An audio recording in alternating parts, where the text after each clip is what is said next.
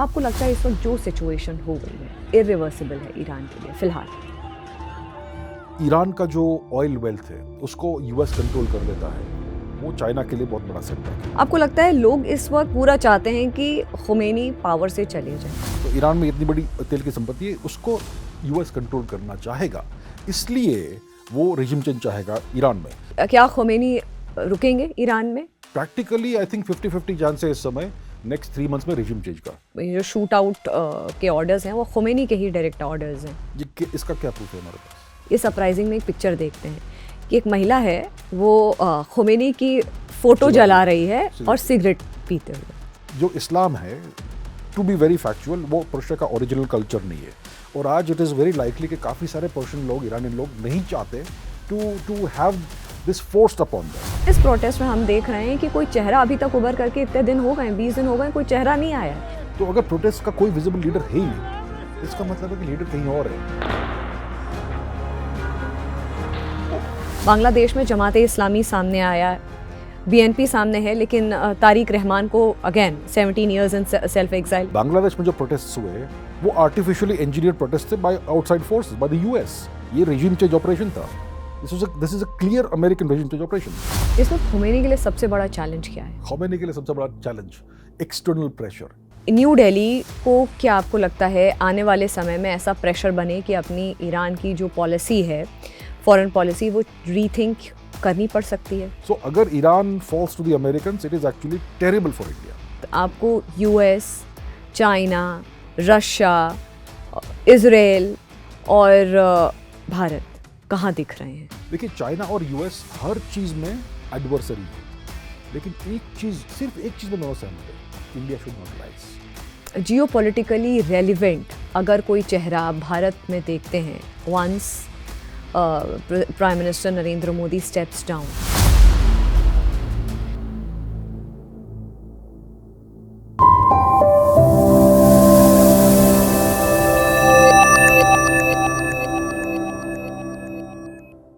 नमस्कार, जागरण मंथन में आप सभी का स्वागत है। मैं हूँ Smriti Rastogi, another interesting personality on Manthan. एक बार फिर हमारे साथ बहुत खास मेहमान हैं, अभिजीत चावड़ा हमारे साथ हैं, और ये एक जियोपॉलिटिकल एक्सपर्ट हैं, हिस्ट्री पे बहुत अच्छी गहरी नॉलेज रखते हैं, ऑथर हैं, साइंटिस्ट हैं।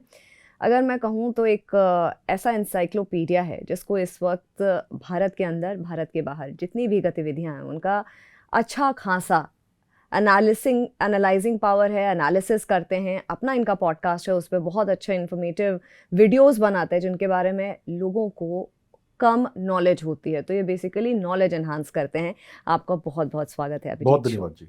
अभिजीत, आपसे पहले मैं रिसर्च कर रही थी कि मैं सवाल कहाँ से शुरू करूँ, तो हिस्ट्री पे इतना ज़्यादा रिसर्च आपने कर रखा है, भारतीय हिस्ट्री पे पर्टिकुलरली, क्योंकि भारतीय हैं तो भारत की ही बात करेंगे। भारतीय क्या क्या हिस्ट्री में इतना सिग्निफिकेंट रहा है, क्या क्या ऐसे गेम चेंजर मोमेंट्स रहे, तो मैंने सोचा कि कहाँ से बात शुरू की जाए। तो मैंने ये डिसाइड किया कि जियोपॉलिटिक्स से बात शुरू करते हैं अपनी, जो अभी जो कंटेम्प्रेरी जो भी चीज़ें चल रही हैं, उसके बाद हम हिस्ट्री जोड़ते हुए हम भारत पर आते हैं जी। बात करती हूँ मैं शुरुआत इस शो की ईरान से। ईरान में जो इस वक्त अनरेस्ट है, जो इतनी प्रोटेस्ट चल रहे हैं, ईरान दुनिया का सबसे ज़्यादा हेविली सैंक्शनड देश है। पिछले 6 महीने में लगभग 56% से ज़्यादा करेंसी कोलैप्स हुई है। अगर मैं रियाल और डॉलर का कंपैरिजन करूं तो 1.42 मिलियन रियाल पर डॉलर, ये लगभग शून्य हो गया है जी। 70% से ज़्यादा फूड इन्फ्लेशन रिजल्ट ये रहा है, क्योंकि इन्फ्लेशन तो अगर आपकी करेंसी कोलैप्स करेगी तो फूड इन्फ्लेशन सबसे ज़्यादा है, तो फूड इन्फ्लेशन, क्योंकि बेसिक नेसेसिटी तो खाना है। मतलब अगर आप ब्रेड लेने जा रहे हैं एक अपने घर के लिए, तो आपको अपने पॉलीथीन में या एक कट्टे में भर करके बहुत सारे सिक्के, 1.42 मिलियन, अगर आप $1 का कुछ खरीदते हैं या राशन खरीदने जाते हैं तो इतना पैसा लगेगा।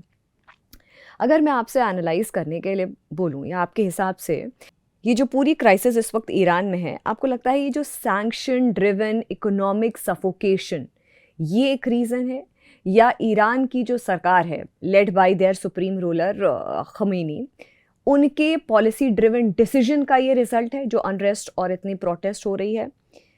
और आपको लगता है इस वक्त जो सिचुएशन हो गई है इरिवर्सिबल है ईरान के लिए फिलहाल? जी, ग्रेट क्वेश्चन। बहुत सारे अलग अलग पहलू है इसमें, बहुत सारे अलग अलग फैक्टर्स है। पहली बात है कि ईरान की, जैसे आपने कहा, इकोनॉमी बहुत ही हैवीली सैंक्शनड इकोनॉमी है और ये बहुत साल से चल रहा है। ये सैंक्शंस किसने दिए डाले हैं? हमने डाले? हमने नहीं डाले। अफ्रीकन नेशंस ने डाले? नहीं डाले। ये सारे के सारे सैंक्शंस यूएस ने डाले, अमेरिका ने डाले। और जब यूएस किसी नेशन को सैंक्शन करता है तो उनके साथ जो भी यूरोपियन राष्ट्र उनके ऊपर डिपेंडेंट है, उनके जो एलाइज या वसाल से, वो सब भी उन सैंक्शंस में पार्टिसिपेट करते हैं। और फिर यूएस दूसरे राष्ट्रों को भी फोर्स करता है इन नेशंस आप भी इन सैंक्शन सैंक्शंस में लगाओ। पार्टिसिपेट करने को। फॉर एग्जांपल, हम ईरान से बहुत सारा तेल खरीदते थे, अब हम नहीं खरीदते। हमें यूएस ने आर्म ट्विस्ट कर दिया, क्योंकि हम we can not be on the bad side of the US, तो इसलिए हमने भी ये सब बंद कर दिया है। तो जब आप एक सबसे पावरफुल राष्ट्र हो विश्व के, जैसे कि यूएस, और आप एक नेशन को सैंक्शन करते हो, तो उस नेशन की इकोनॉमी बहुत बहुत बहुत बुरी परिस्थिति में जल्दी से आ जाती है। हमें कहा जाता है फॉर एग्जांपल वेनेजुएला में, कि वेनेजुएला में सोशलिज्म था और है, इसलिए उनकी इकोनॉमी इतनी खराब है और इतने पूरे बुरे लिविंग स्टैंडर्ड्स है। सच ये है कि वेनेजुएला की इकोनॉमी को पूरा नष्ट कर दिया यूएस सैंक्शंस ने। सिमिलरली आज अगर पर्शिया, ईरान में इकोनॉमी बहुत खराब परिस्थिति में है, तो इसका पूरा कारण है यूएस सैंक्शंस। तो आप लंबे दौर तक सैंक्शंस लगाइए एक देश पे, जिससे उनकी इकोनॉमी डगमग जाए, जिससे उनके लिविंग स्टैंडर्ड्स खराब हो जाए, जैसे जिससे उनके उनके जो सिटीजन्स हैं उनको पूरे विश्व का जो एक्सेस मिलता है वो नहीं मिले, तो धीरे धीरे लोग बहुत परेशान हो जाएंगे। और फिर लोगों को समझेगा नहीं कि ये सब प्रॉब्लम्स कहाँ से आ रहे हैं, और वो किसे ब्लेम करेंगे? गवर्नमेंट को। तो बहुत बड़ा एक फैक्टर ये है कि यूएस ने इतने क्रिपलिंग सैंक्शंस लगाए ईरान पे इतने लंबे समय तक, कि लोग परेशान हो गए, और लोग तो अपने गवर्नमेंट को ही ब्लेम करेंगे नेचुरली, उनको बड़ा पिक्चर दिखेगा नहीं। वो एक फैक्टर है। दूसरा फैक्टर है कि ये भी पॉसिबल है कि बहुत सारे लोग जो ईरान के हैं, वो शायद इस्लामिक लॉ नहीं चाहते हैं, वो शायद डेमोक्रेसी, फ्रीडम, ये सब चाहते हैं। तो ये भी एक फैक्टर हो सकता है। और एक फैक्टर हो सकता है प्रोपेगेंडा, कि अगर आपके पास, if you have access to social media, तो आप दुनिया भर का प्रोपेगेंडा देखते हो जो एंटी ईरान है, जो एंटी ईरानियन गवर्नमेंट है, तो उससे भी आप आप अफेक्ट हो सकते हो। तो अलग अलग ऐसे फैक्टर्स है। इस समय ईरान में परिस्थिति क्या है कि रिसेंटली पिछले कुछ हफ्तों से ऐसा हमने देखा सोशल मीडिया पर एक्सेट्रा, कि काफ़ी सारे प्रोटेस्ट्स हो रहे थे ईरान में। अभी लग रहा है कि प्रोटेस्ट बंद हो गए या फिर बहुत काफ़ी कम हो गए। अ, तो क्या ये सिचुएशन इरिवर्सिबल है etcetera? I think situation irreversible नहीं है ईरान की गवर्नमेंट के लिए।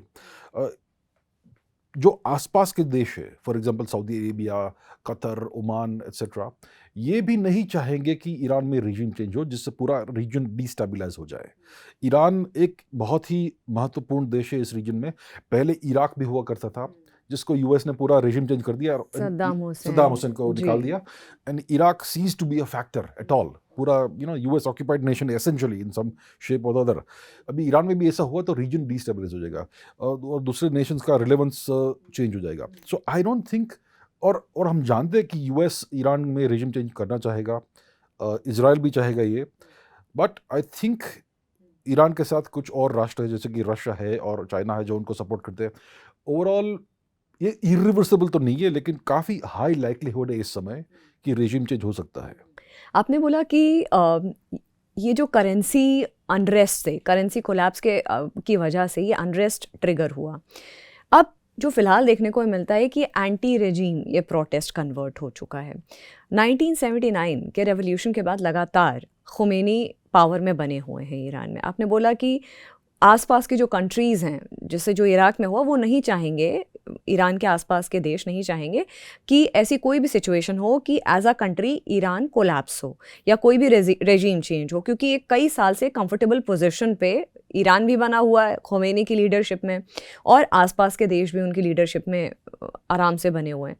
लेकिन ऐसे में जो एक करेंसी का इशू था, वो ना हो करके अब इस वक्त ईरान के अंदर ऐसा लग रहा है कि पूरा एंटी रेजीम प्रोटेस्ट है, और पर्टिकुलरली आइडियोलॉजिकल और पॉलिटिकल तौर पर ये जो पूरा इस्लामिक रेवोल्यूशन है, आपको लगता है लोग इस वक्त जो उनका मेन इशू था करेंसी से डिस्कनेक्ट हो करके, इस वक्त वो पूरा चाहते हैं कि खुमैनी पावर से चले जाएं? मैं नहीं समझता कि हर कोई चाहता है ईरान में कि श्री खोमेनी जी पावर से चले जाए, लेकिन सिग्निफिकेंट परसेंटेज ऑफ पॉपुलेशन शायद चाहता है डेमोक्रेसी और वो शायद इस्लामिक लॉ नहीं चाहते। तो ये सिचुएशन है। आई डोंट थिंक कि सब के सब एंटी गवर्नमेंट है। और काफ़ी लोग जानते होंगे कि इसके पीछे एक्सटर्नल फैक्टर्स है कि हमारी करेंसी इतनी वीक हो गई, हमारे लिविंग स्टैंडर्ड्स का ख़राब हो गए एंड सो ऑन। और जो हमें दिखता है यहाँ पर कि ये सब प्रोटेस्ट और and all, may be it doesn't represent everything that's happening in Iran. ठीक है, तो 1979 में ईरान में रेवोल्यूशन हुआ। जो शाह थे मोहम्मद रज़ा पहलवी, उनको हटा दिया गया और इस्लामिक रेवोल्यूशन हुआ। और फिर तब से ये जो रजीम है, रजीम ऑफ द मुल्लाज, वो पावर में है। और जो मोहम्मद रज़ा पहलवी थे वो एसेंशियली एक अमेरिकन स्टूज थे। उनका पॉलिसी ये था कि ईरान में जितनी भी ऑयल वेल्थ है, तेल की जो वेल्थ है, वो सब की सब यूएस को और वेस्ट को सौंप दे एट प्रेफरेंशियल प्राइसेस एटसेट्रा। तो इससे ईरान का नेशनल इंटरेस्ट को हानि पहुंच रही थी। अब जब ये रेजिम चेंज हुआ, जब ये रेवोल्यूशन हुआ और Ayatollah Khamenei came to power and the government, तब से they have looked after the national interest of Iran from economic perspective से। अब वापस यूएस ये चाहेगा कि ईरान में इतनी बड़ी संपत्ति है, तेल की संपत्ति, क्योंकि जहाँ तेल होता है वहाँ पे पहुँच ही जाता है यूएस। जैसे वेनेजुएला में भी यही चीज़ हमने देखी। प्रिसाइजली जी। तो ईरान में इतनी बड़ी तेल की संपत्ति है, उसको यूएस कंट्रोल करना चाहेगा, इसलिए वो रेजिम चेंज चाहेगा ईरान में।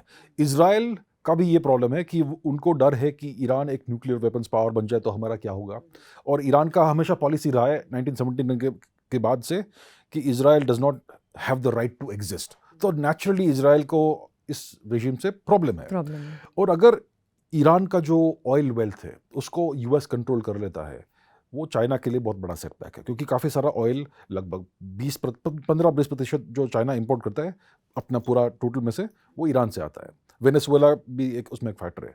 तो ये सब सिचुएशन है, इसलिए यूएस चाहेगा कि हम इस राष्ट्र में रेजिम चेंज कराए, एक पपेट लीडर बिठाए वहाँ पे, और दूर से हम रिमोट कंट्रोल करके पूरा ये राष्ट्र कंट्रोल करें और उनकी जो तेल संपत्ति है उसको कंट्रोल करें। बेसिकली इश्यू ये है। लेकिन अभी तक यूएस कई सालों से शांत बैठा हुआ था।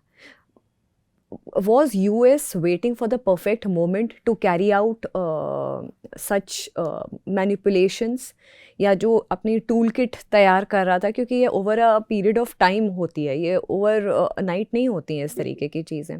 तो क्या America, despite of the fact कि जो भी वहाँ पे राष्ट्रपति थे, लार्जली ये जो तेल के खाने हैं, जो ये तेल के हब्स हैं, जो ये मैसिव संपत्ति है, वो कई सालों से ये टूल किट तैयार कर रहा था अमेरिका कि राइट मोमेंट आने पे, या ये डीप स्टेट का काम कई सालों, ये अभी बिल्कुल नया है कि सब कुछ अनस्टेबल करके हम न्यू वर्ल्ड इकोनॉमिक ऑर्डर खड़ा करेंगे जिसमें यूएस को एग्जिस्टेंशियल थ्रेट हुआ पिछले कुछ सालों में। तो उसने कहा कि नहीं, जैसे सद्दाम हुसैन को किया, जैसे अब मदुरो को किया कि आप दूसरे कंट्री में घुस करके आपने बोला कि नहीं, ये जो हमने लॉ हमने लगाया, इन्फोर्स किया है, इंटरनेशनल लॉ बोल दिया हमने, इंटरनेशनल लॉ इन्फोर्स किया दूसरे के आपने देश में घुस करके।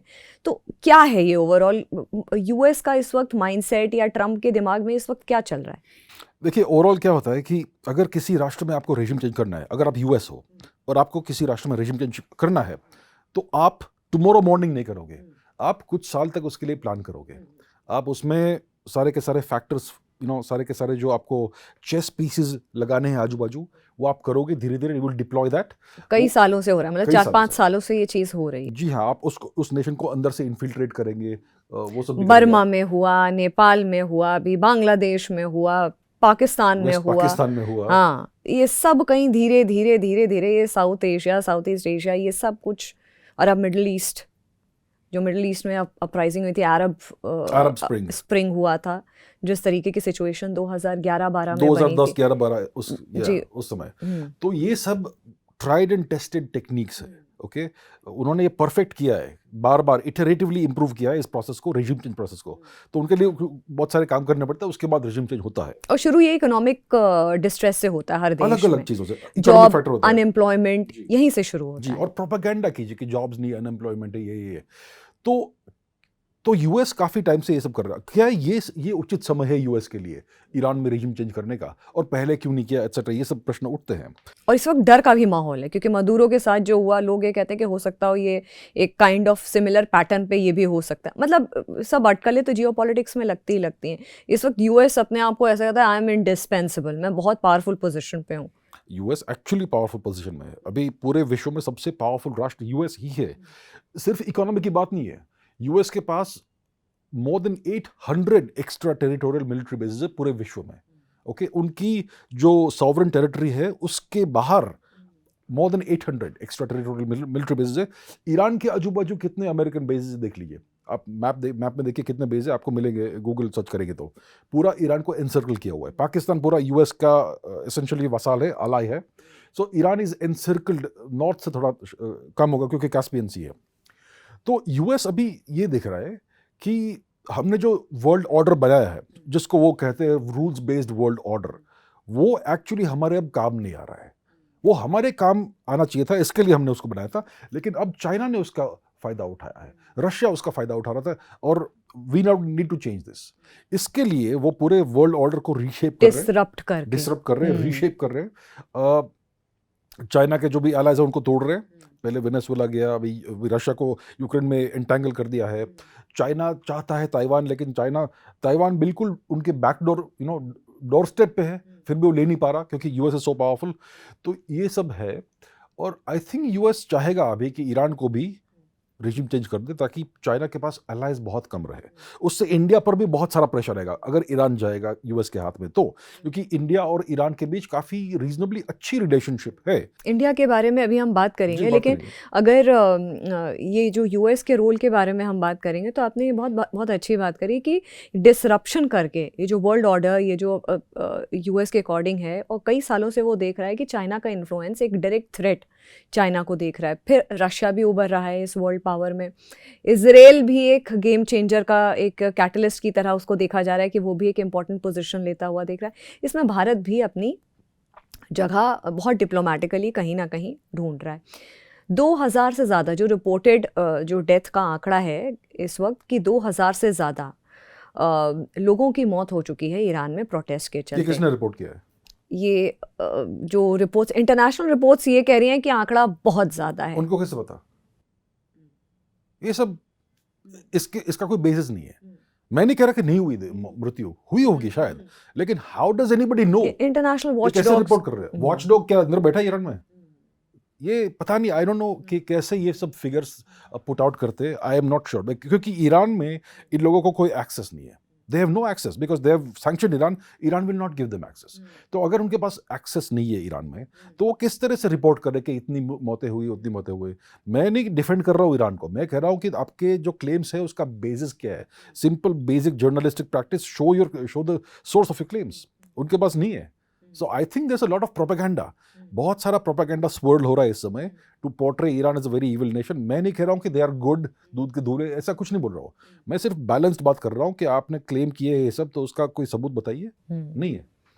तो इसमें अगर जो चांस लग रहे हैं, लोग जो प्रोटेस्ट में लोग जो आवाज़ उठा रहे हैं, स्लोगनरिंग हो रही है, स्लोगन्स कह रहे हैं कि long live Shah, we want Pahlavi back, और this will end, Pahlavi will be back, और dictatorship should end, dictator should go, death of dictator, इस तरीके के स्लोगन्स लग रहे हैं।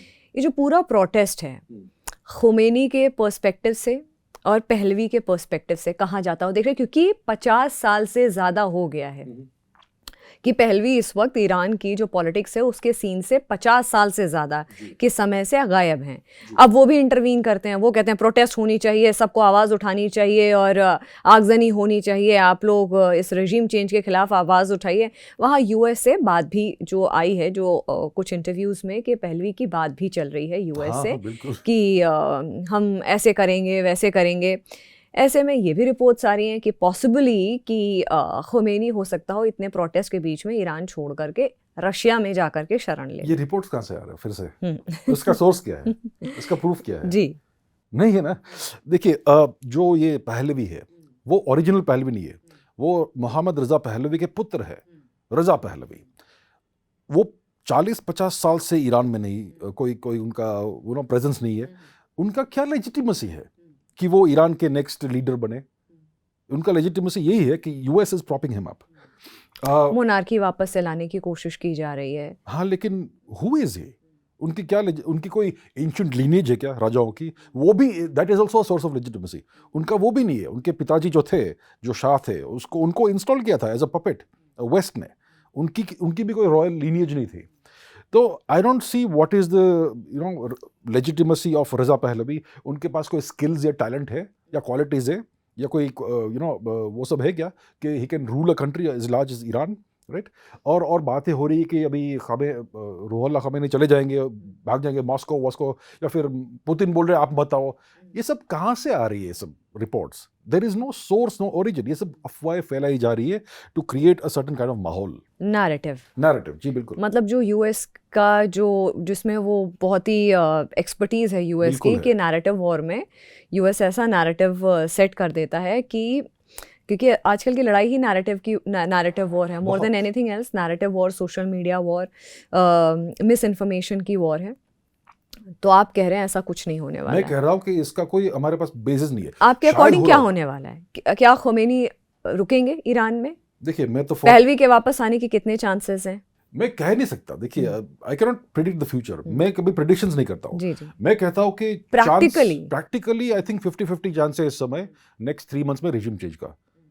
Okay, may be he steps down, Khomeini he steps down. आपको लगता है हाई पॉसिबिलिटी है इसकी? क्योंकि इस बार की जो, क्योंकि ही हैज, उनको इलेक्ट किया गया है as the supreme leader of Iran. उनके पास अगर वो बहुत वृद्ध हो गए, काफ़ी बहुत उनकी आयु हो गई, तो मे बी ही में स्टेप डाउन। अगर उनकी हेल्थ अच्छी नहीं तो ही में स्टेप डाउन। लेकिन क्योंकि कुछ लोग प्रोटेस्ट कर रहे हैं इसलिए वो स्टेप डाउन करेंगे, I think that is unlikely. Regime change मतलब मिलिट्री ऑपरेशन, उसकी पॉसिबिलिटी मुझे लगती है 50-50 in the next 3 months perhaps bye the US and Israel combined together, क्योंकि इजराइल का भी इसमें बहुत बड़ा इंटरेस्ट है। अपार्ट फ्रॉम दैट मैं नहीं देखता कि ख़ुमैनी विल स्टेप डाउन। मुझे नहीं लगता। पहलवी की वापसी, आप अगर अमेरिका ने रेजिम चेंज करवाया तो पहलवी को शायद लाएंगे वापस। तो आप कह रहे हैं कि 3 महीने बहुत क्रूशियल होने वाले हैं, उसमें हाईली ये हो सकता है, there is a high possibility that Khomeini हो सकता हो कुछ रीज़न से स्टेप डाउन कर लें, जो कि उनके पर्सनल हेल्थ रीजंस हो सकते हैं। मैं कह रहा हूँ कि अगर वो कभी भी स्टेप डाउन करेंगे नेक्स्ट 10 साल में, तो पर्सनल रीजन से ही स्टेप डाउन करेंगे। उनकी हेल्थ अच्छी नहीं है या फिर बहुत उनकी आयु हो गई है।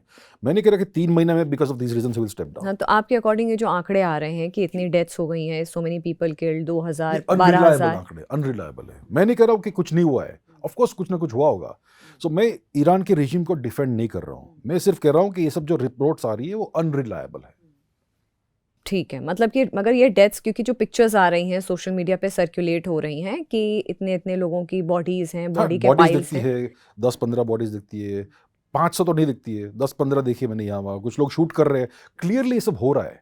अब ये शूट करने वाले कौन है? ये ईरान गवर्नमेंट के एजेंट से या फिर मोसाद के एजेंट से या कौन है? That also we don't know. सो कुछ तो हो रहा है। Obviously there is violence, there is some. ये भी रिपोर्ट्स आई हैं कि ये ख़ुमैनी के ही ऑर्डर्स पे, ये जो शूट आउट के ऑर्डर्स हैं वो ख़ुमैनी के ही डायरेक्ट ऑर्डर्स हैं।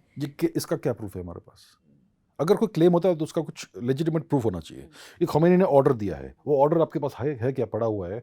मगर ये चीज़ें कहाँ पे ऐसे होती हैं कि ऑर्डर्स राइटिंग में होता है? क्योंकि अगर एक अपराइजिंग है, एक प्रोटेस्ट इस तरीके से चल रही है देश में, और ऐसा बहुत ही वॉलेटाइल एटमॉस्फेयर है, बहुत वनरेबल लोग हो रहे हैं इस वक्त, चाहे फिर मैं नेपाल से ले लूँ या बांग्लादेश का ये एग्जाम्पल ले लूँ, राइटिंग में कुछ नहीं दिया जाता है। देखिए, ये तो वर्बल ऑर्डर्स होते हैं कि भाई आप प्लीज इसको, ये जो इसको क्वेल करिए, इसको आप कम्बैट करिए, इसको नप करिए इसको। तो फिर हम, अगर ठीक है वर्बल ऑर्डर्स दिए किसी ने, तो हम कैसे डिटरमिन करेंगे कि ऊपर से आया है?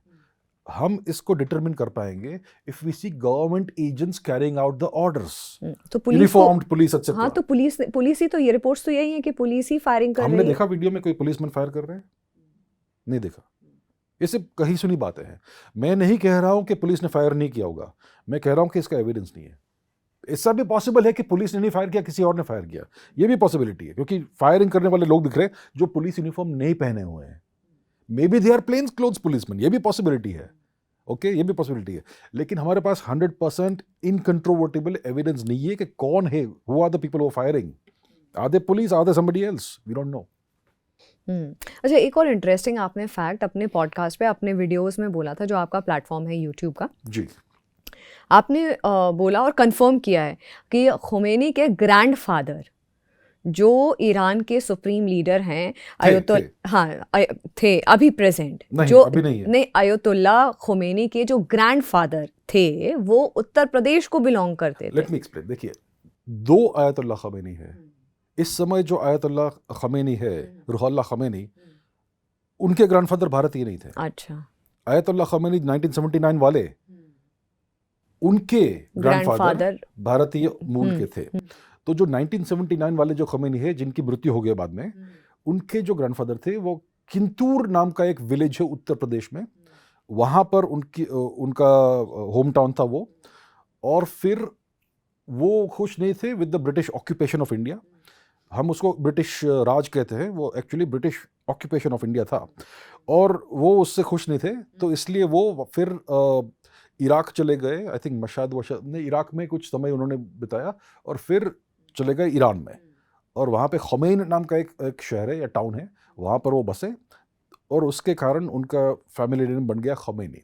और वो एक राइटर थे एट्सेट्रा। तो जो आयतुल्ला खमैनी थे 1979 वाले, वो अपने आप को अल हिंदी कहते थे, ऐसा कुछ कहते थे, because he was of partial Indian origin. तो ये उनका इंडियन एंसेस्ट्री वाला एंगल है। देखिए, इंडिया और पर्शिया, इंडिया और ईरान नेबरिंग कंट्रीज है। अभी टेम्पररीली एक आर्टिफिशियल नेशन बीच में है, वो जाएगा बाद में, बट हिस्टोरिकली किधर जाएगा वो कहाँ जाते हुए आप देख रहे हैं उस पाकिस्तान आर्टिफिशियल नेशन है। पाकिस्तान एक नेचुरल नेशन नहीं है, तो टेम्पररी चीज है। पाकिस्तान इवेंचुअली बिखर जाएगा, वो तो होना ही है।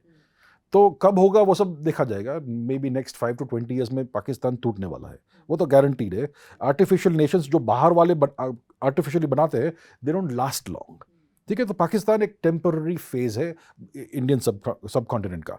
लेकिन 5000 वर्ष से भारत और पर्शिया नेबरिंग कंट्रीज और टेरिटरीज रहे हैं।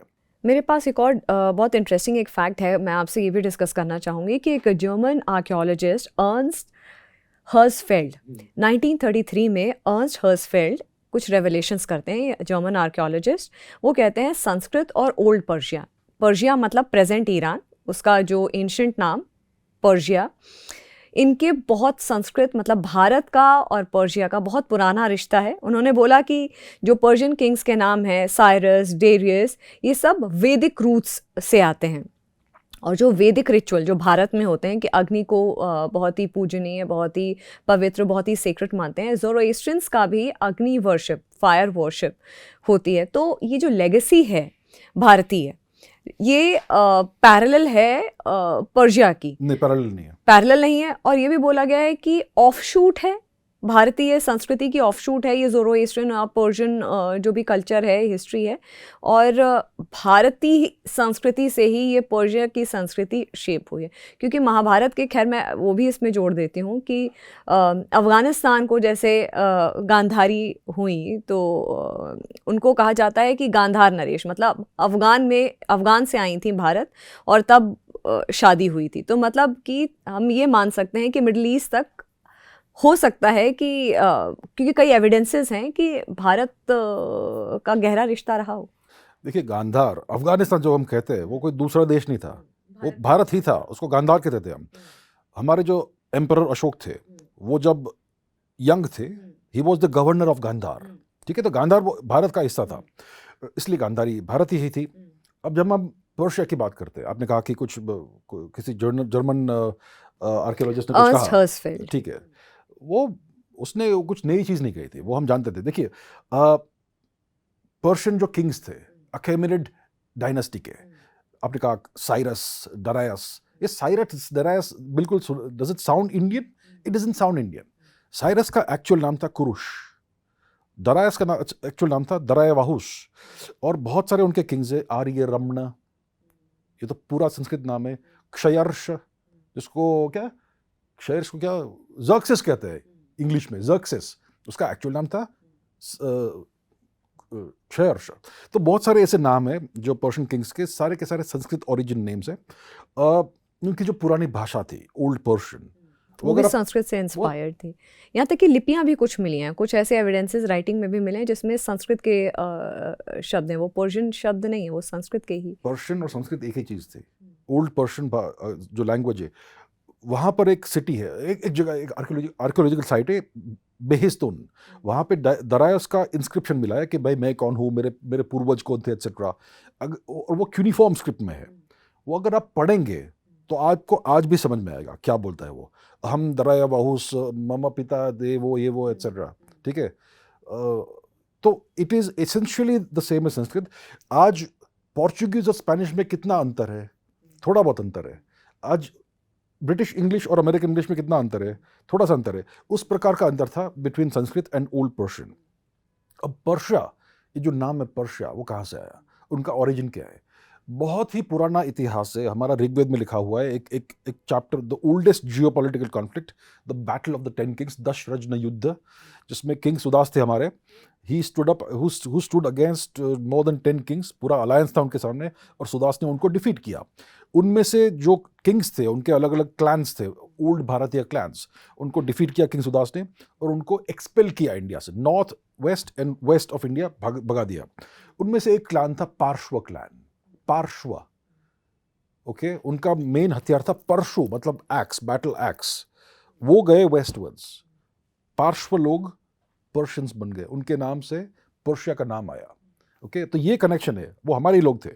और भारत और पर्शिया में बहुत बहुत बहुत ओल्ड कनेक्शंस है। अग्नि की आपने बात की, पर्शिया में भी जो ज़ोरोआस्ट्रियंस थे वो भी अग्नि को पूजते थे। जो भगवानों को भी पूजते हैं वो भी ऑलमोस्ट सेम है। जी देखिए, ज़ोरोआस्ट्रियनिज्म जो रिलीजन है, जिसको हम ज़ोरोआस्ट्रियन कहते हैं, उसका फाउंडर था ज़रथुस्त्र।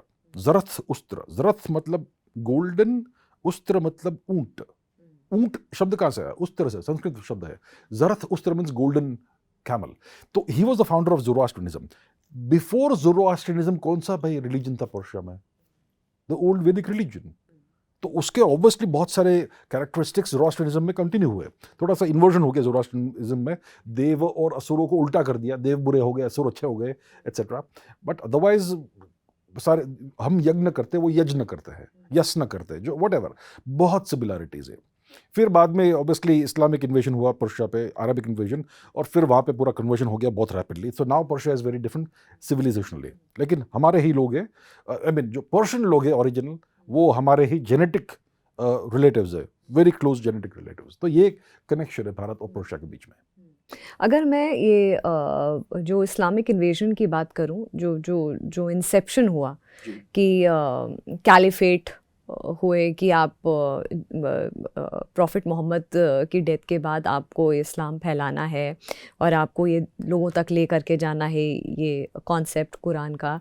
तो उससे पहले तो सब ट्राइबल एरियाज़ थे मिडल ईस्ट में। हाँ जी। उसके बाद ये कॉन्सेप्ट आया कि आपको इस तरीके से मिडल ईस्ट में, क्योंकि आपका ऑटोमन एम्पायर भी हुआ, अलग अलग एम्पायर, फिर आपने कहा कि पर्शियन एम्पायर भी हुआ। ये पूरी हिस्ट्री अगर हम समझने की कोशिश करें तो कहाँ से शुरू हुआ ये जो मिडल ईस्ट में इस्लामिक जो आइडियोलॉजी है वो कैसे शुरू हुई? जब प्रॉफिट मोहम्मद की मृत्यु हुई उसके बाद कैलिफेट्स शुरू हुए। I think Rashidun, Abbasid etcetera etcetera, अलग अलग कैलिफेट्स थे और उनका पूरा गोल एक्सपांशनिस्ट था। तो ये शिया और सुन्नी कौन थे ये देखिए, मुझे इसमें इतना नॉलेज नहीं है, मैंने इस्लामिक हिस्ट्री इतना पढ़ा नहीं है। आई थिंक कुछ बैटल होता, बैटल ऑफ बद्र या कुछ, तो उसमें से वो स्किज्म हो गया शिया और सुन्नी वाला। प्रॉफिट मोहम्मद के ग्रैंडसन थे इमाम हुसैन, जिनकी मृत्यु हुई करबला में, और उनके जो लोग थे वो शिया कहे जाते हैं आज। और पर्शिया ओरिजिनली सुन्नी था, फिर उसको शिया बना दिया गया, उसका भी लंबा स्टोरी है। तो after the death of prophet Mohammad, Arab लोग एक्सपांशनिस्ट हो गए। They wanted to carry the message of Islam to the rest of the world, और उन्होंने फिर सबसे पहले पर्शिया पे आक्रमण किया। पर्शिया को बहुत जल्दी उन्होंने कॉन्कर कर दिया, और पर्शिया के कॉन्क्वेस्ट के बाद 20-30 वर्ष में मोस्टली मेजॉरिटी पर्शिया इस्लामिक हो गया, कन्वर्जन हो गया। और फिर उन्होंने अटेम्प्ट किया सिंध में भी इन्वेजन करने का, मोहम्मद बिन कासिम ने। वेस्ट एशिया के अगर इतिहास बताए तो उसका तो बहुत ग्लोरियस इतिहास है। बहुत महान महान एम्पायर्स हुए वहाँ पे, Babylonian empire, Akkadian empire, Sumerian empire, neo Assyrian empire, बहुत सारे एम्पायर्स रहे और बहुत ही सिविलाइज थे। हमारे जो पूर्वज थे इंडस वैली के समय के, वो वो मेसोपोटामिया से ट्रेड ट्रेड करते करते थे। राइट। तो इस्लामिक एक्सपांशन बहुत रैपिड हुआ, बहुत ही रैपिड था ऑल द वे, और उसके कारण अराउंड 6-7 सेंचुरीज में पर्शिया पूरा इस्लामिक बन गया, और तब से भारत और पर्शिया के बीच में काफ़ी डिफरेंस हो गए। सो दैट एसेंशियली ब्रीफ में ये history of the Arabic and Islamic expansion into Persia. और फिर क्या हुआ कि पर्शिया को इस्लामाइज कर दिया अरब्स ने, फिर बाद में पर्शिया पे तुर्कों ने राज किया, टर्किक रूलर्स ने बहुत समय तक। फॉर एग्जाम्पल 13th सेंचुरी में तुर्क राज कर रहे थे पर्शिया पे, उसको ख्वाराज़्म एम्पायर कहते थे, राइट। और जब नादिर शाह नाम का जो आदमी था जिसने दिल्ली पे आक्रमण किया, यहाँ पे 1 लाख लोगों को एक दिन में हत्या की, वो भी तुर्क था, वो पर्शियन नहीं था, राइट। तो पर्शिया पे बहुत सदियों तक तुर्कों ने राज किया एक्चुअली, और फिर टर्को पर्शियन सिंथेसिस हो गया। मतलब ये उसी तरीके से हुआ कि जैसे जब भारत पे इन्वेजन किया था, मतलब दिल्ली सल्तनत आई, फिर मुगल्स आए, तो कुछ जो मेजरली जो हिंदू मेजॉरिटी थी वो तो खैर रही, लेकिन जो उस वक्त कन्वर्जन हुआ था, तो बेसिक जो रिचुअल्स हैं, कहा जाता है, माना जाता है आज भी कई घरों में जो माइनॉरिटी फैमिलीज़ हैं, जो मुस्लिम फैमिलीज़, आज भी कुछ रिचुअल्स कहीं ना कहीं कुछ घरों में हिंदू कल्चर से कुछ चीज़ें इंस्पायर्ड रहती हैं। होना ही है। देखिए, जैसे आपने कहा कि वो दिल्ली सल्तनत हुई, फिर वो मुगल एम्पायर आया, ये तुर्क थे। जैसे पर्शिया पे तुर्कों ने 1000 लगभग वर्ष तक राज किया, वैसे यहाँ पे भी तुर्कों ने धीरे धीरे एक्सपांड किया, और फिर औरंगजेब के समय पर काफ़ी सारा भारत को उन्होंने कब्जा कर लिया था। फिर मराठा एम्पायर आया और उसको पूरा नष्ट किया। सो यहाँ पर उन्होंने कुछ सालों तक, कुछ सदियों तक राज किया, तो ऑब्वियसली कन्वर्जन्स करवाए उन्होंने। लेकिन जो हमारे लोग कन्वर्ट हुए और आज उनको हम माइनॉरिटी कहते हैं, वो एक्चुअली माइनॉरिटी तो नहीं है, इतना बहुत बड़ा पॉपुलेशन है। ऑब्वियसली उनमें भारतीय कल्चर तो होगा ही, भारतीय डीएनए तो है ही। और अगर आप गांधार भी जाओगे, अफगानिस्तान, वहाँ पर भी आपको फिर भी आज भी बहुत सारी भारतीय कल्चरल ट्रेस दिखेगी। फॉर एग्जाम्पल ड्रेसेस, उनका जो अटन डांस है, बहुत कुछ भारतीय कल्चरल ट्रेस आज भी अफगानिस्तान में इन सम शेप और फॉर्म जीवित है। अच्छा, एक और, जब हम पर्शिया की बात करते हैं तो एक और बहुत इम्पॉर्टेंट फैक्टर है जो सामने आता है, वो ये है कि ह्यूमन राइट्स को लेकर के एक चार्टर, जिसको साइप्रस सिलेंडर, साइप्रस सिलेंडर मेरे पास है, साइरस सिलेंडर। तो साइरस सिलेंडर है जिसमें ह्यूमन राइट्स को लेकर के क्लियर चार्टर है, और पर्शियन विमेन की राइट्स को लेकर के भी बहुत क्लैरिटी है, फ्रीडम है, मतलब एक्सेप्शनल फ्रीडम पर्शियन विमेन को भी दी गई है। ऐसा फ्रीडम एक एंशंट कल्चर में मिलना, वो भी एक एक्सेप्शनल है। तो अगर मैं आपसे पूछूं, ये जो हिजाब का कल्चर आया, अगर इतनी फ्रीडम थी, तो क्योंकि 2022 में जो हुआ था, महासा आमिनी, अच्छा, पर्शियन लेडी महासा आमिनी, उनकी मृत्यु हो गई 2022 में, उनकी मृत्यु होती है, हिजाब की कंट्रोवर्सी पूरी होती है। और जब मैं एंशंट पर्शियन, क्यों मैं इस सबको कनेक्ट कर रही हूँ कि भाई एंशंट पर्शिया में ह्यूमन राइट्स को लेकर के बहुत क्लियर चार्टर था कि भाई ह्यूमन राइट्स को इंपॉर्टेंस दी जाती थी, महिलाओं की राइट्स को इम्पोर्टेंस दी जाती थी। और 1933 में जब शाह थे, जो उनके रूलर थे, उनका भी बहुत क्लैरिटी थी, क्योंकि बहुत सारे रीज़न थे कि यूएस के साथ उनकी बहुत क्लोजनेस थी, तो ओपन माइंडेड थे। कपड़ों और हिजाब को मतलब बहुत फोर्सफुली कहा गया था कि नो हिजाब, इस तरीके से आप ओपन कल्चर, बहुत अच्छे से, ओपन कल्चर नहीं कहेंगे, बहुत forward culture in the sense कि ड्रेसिंग सेंस में महिलाओं का जो अभी है उससे बहुत विपरीत था। अब ऐसे में हिजाब को लेकर के 2022 में एक अपराइजिंग होती है, एक अनरेस्ट क्रिएट होता है, जिसमें इनकी डेथ होती है, महासा आमिनी की। ये जो पूरी जर्नी अगर मैं हिजाब की समझूं, एक ऐसे कल्चर की जो भारतीय कल्चर से इंस्पायर्ड है, कई सारे पुराने एंशिएंट टेक्स्ट भी मिले हैं, over a period of time वहाँ पे इन्वेजन्स होते हैं, सब कुछ होता है। फिर एक ऐसा पीरियड आता है कि ओपन माइंड सेट के साथ महिलाओं के जो वस्त्र हैं उनको, या जो क्लोथिंग है उसको वो किया जाता है, ड्रेस किया जाता है। फिर 1979 का रेवोल्यूशन आता है, उसके बाद जो इस्लामिक या जो कट्टर सोच होती है, जिसमें कि नहीं हिजाब सर पे कवर करना बहुत ज़रूरी है। उसके बाद हम अभी इस अपराइजिंग में एक पिक्चर देखते हैं कि एक महिला है, वो खुमैनी की फोटो जला रही है और सिगरेट पीते हुए। जी, तो पूरा देखिए, पूरा आर्क दिखता है, पूरा आर्क मैं समझना चाहती हूँ।